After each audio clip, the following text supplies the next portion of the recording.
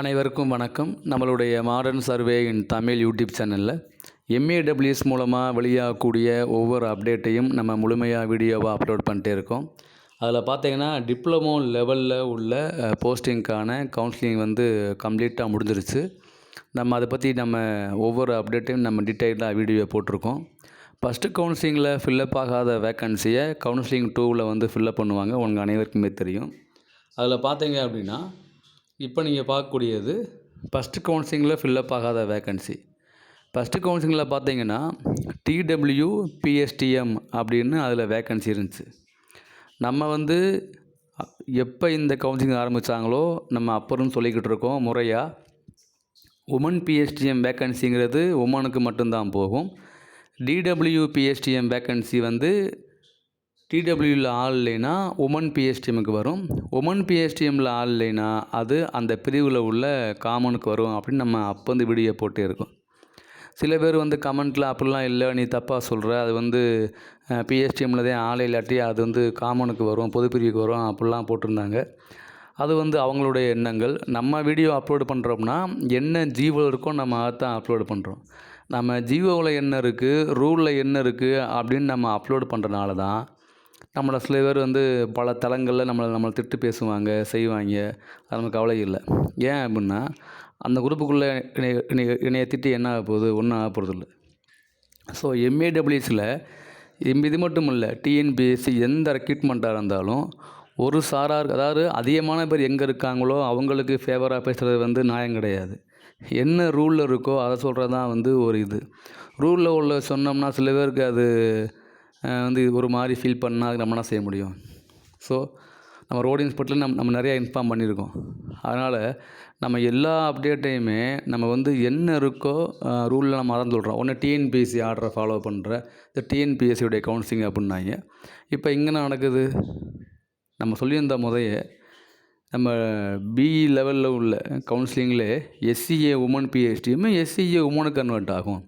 SCA உமனுக்கு fill up பண்ணால் தான் அது எஸ்சிஏ பொதுப்பிரிவுக்கு போகும் சொல்லியிருந்தோம். அதெல்லாம் அப்போ நடந்துச்சு. அதில் என்ன மாற்றம் வந்துச்சு? ஸோ சொல்லும்போது அவங்களுக்கு ஃபீல் பண்ணுற மாதிரி இருக்கும், வலிக்கிற மாதிரி இருக்கும். ஆனால் ரியாலிட்டியை நம்ம அக்செப்ட் பண்ணால் தான் நம்மளால் அடுத்து முன்னேற முடியும். ஓகேங்களா? அதனால் நிறைய பேர் நம்மக்கிட்ட எஸ்சிஏவில் உள்ள பல பேர் நம்மகிட்ட ஃபோன் பண்ணி ஃபீல் பண்ணுறாங்க தான். ஆனால் ரூலில் என்ன இருக்குது அப்படின்னா இப்படி தான் இருக்குது. நம்மளை திட்டியோ நம்மளை பேசியோ ஒன்றும் ஆக போகிறதில்ல.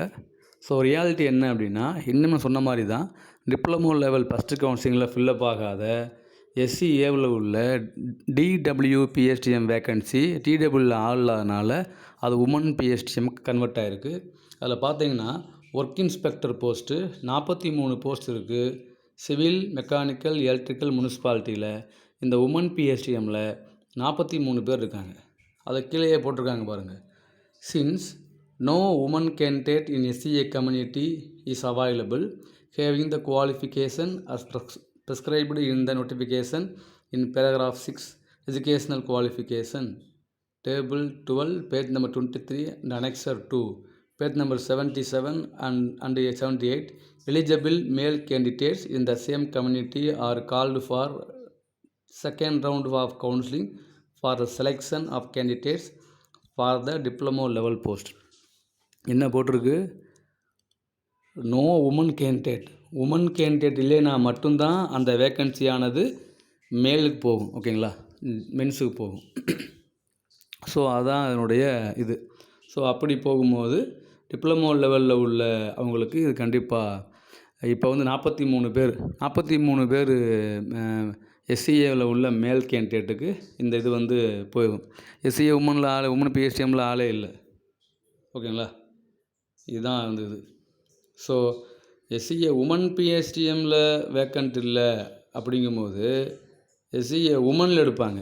எஸ்சிஏ உமன்லேயும் ஆள் இல்லைன்னா தான் அது எங்கே போகும்? இந்த மாதிரி அந்த பிரிவில் உள்ள மேல் கேண்டிடேட்டு போகும். இதுதான் அதனுடைய டீட்டெயில். ஸோ யாருக்கெல்லாம் அழைப்பு அனுப்பப்பட்டிருக்கு அப்படின்னு கீழே கொடுத்துருக்காங்க. மொத்தம் பார்த்தீங்கன்னா நம்மளுடைய சீரியல் நம்பர் 1 ஆரம்பித்து முடியுது 65 வரைக்கும் முடியுது. ஓகேங்களா? 65 வரைக்கும் முடியுது. ரேங்க் பார்த்தீங்கன்னா எஸ்சிஏவில் 94 வரைக்கும் கூப்பிட்ருக்காங்க. ஓகேங்களா? இதான் டீட்டெயிலு. இவங்களுக்கு இன்றைக்கி காலையில் 9 மணிக்கு கவுன்சிலிங் ஆரம்பிக்குது. அதனால் இந்த ரவுண்ட் 2 கவுன்சிலிங்க்கு யாரெல்லாம் தேர்வு செய்யப்பட்டிருக்காங்களோ அவங்களுக்கு என்னுடைய வாழ்த்துக்கள். நிறைய பேர் என்கிட்ட ஃபோன் பண்ணி ஃபீல் பண்ணாங்க, சார் நாங்கள் மார்க் அதிகமாக வாங்கியிருக்கோம், இருந்தாலும் எங்களை விட மார்க் கம்மியாக வாங்கின அவங்க எஸ்சிஏ உமன்லாம் உள்ளே போகிறாங்க, இது ஏன் இவ்வளோ பிஎஸ்டிஎம் ஏன் கொண்டு வரணும் அப்படின்னு ஃபீல் பண்ணாங்க. ஒன்றும் ஃபீல் பண்ணாதீங்க, அடுத்த வரக்கூடிய தேர்வுகளில் இந்த மாதிரி நடக்காது. நீங்கள் அதை பற்றி ஒன்றும் ஒரி பண்ணாதீங்க. இப்போதைக்கு உங்களுக்கு கிடைக்கிற போஸ்ட் செலக்ட் பண்ணிக்கோங்க. எந்த ஒரு போஸ்ட் கிடைச்சாலும் அப்படி நம்மளை இம்ப்ரூவ் பண்ணிட்டே இருங்க. அடுத்து வரக்கூடிய கால்ஃபருக்கு படிச்சுட்டே இருங்க. ஸோ நல்ல போஸ்டிங் உங்களுக்கு கிடைக்கும். ஸோ அதனால் யாரும் நம்ம குறை சொல்ல வேணாம். எல்லோரும் படித்து தான் எக்ஸாம் எழுதுகிறாங்க.